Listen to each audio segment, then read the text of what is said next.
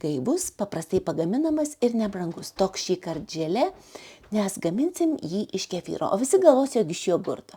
Pirmiausia, užmerkiam želatiną, pamerksim ją brinkti, užpilu konservuotų ananasų skysčių. Tas skystis leis ir želatinai išbrinkti ir kartu duos saldumo.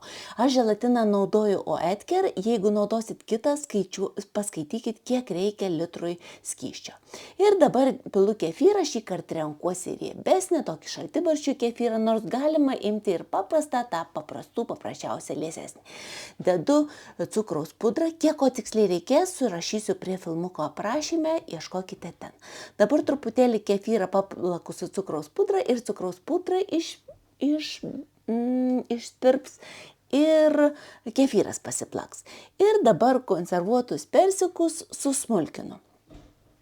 Galima, aišku, smulkinti peiliu, bet kad būtų greičiau, aš susmulkinu pjaustyklę ir tikrai, kaip Sandra sakė, su šita pjaustyklė baltą mišrainę padaryti dabar 1, 2 ir pagaminu.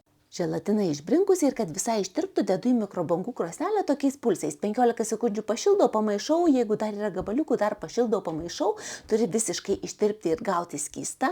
Jeigu nenaudojat mikrobangų krosnelės, tai šildykit karšto vandens vonelėje, bet užtruks truputėlį ilgiau.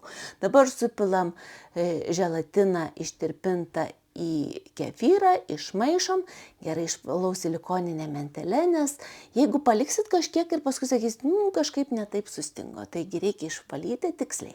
Ir dabar imu želė žiedo formą, kad gerai išsiimtų, ją ištepu aliejumi. Tiesiog šaukštelį paprasčiausio beskonio aliejaus įpilu ir ištrinu. Ištepu teptuku arba galit pirštais ištepti. Ir dabar supilu pusę tų konservuotų persikų, pilu pusę, arba gal jau visą susipilsiu tą želę masę ir toliau sudėsiu vėlgi persikus, palyginsiu ir viskas.